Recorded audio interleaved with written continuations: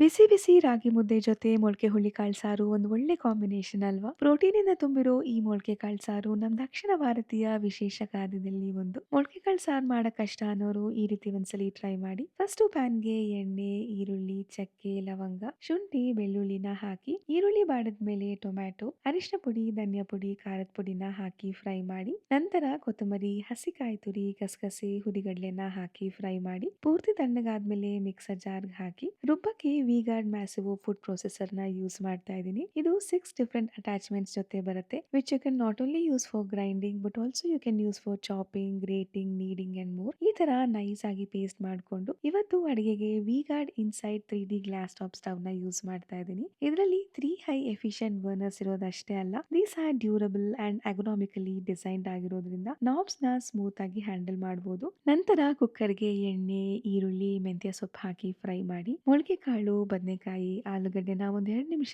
ಎಣ್ಣೆಲೆ fry ಮಾಡ್ಕೊಂಡು ರುಬ್ಬಿರೋ ಖಾರ, consistency ತಕ್ಕಂಗೆ ನೀರು, ರುಚಿಗೆ ತಕ್ಕಷ್ಟು ಉಪ್ಪು ಹಾಕಿ ಮಿಕ್ಸ್ ಮಾಡಿ 4 ರಿಂದ 5 ವಿಷಲ್ ಪ್ರೆಷರ್ ಕುಕ್ ಮಾಡೋ ಟೈಮಲ್ಲಿ ಮುದ್ದೆ ಮತ್ತೆ ಅನ್ನಕ್ಕೂ ಕೂಡ ಇಟ್ಟಿದ್ದೀನಿ. 3 ಹೈ ಎಫಿಷಿಯಂಟ್ ಬರ್ನರ್ಸ್ ಇರೋದ್ರಿಂದ ಸಾರು ಕೂಡ ರೆಡಿ ಆಯ್ತು, ಮುದ್ದೆ ಕೂಡ ಬೇಗ ಆಯ್ತು. Thanks to these two kitchen partners, it really makes traditional cooking feel more doable on the weak day.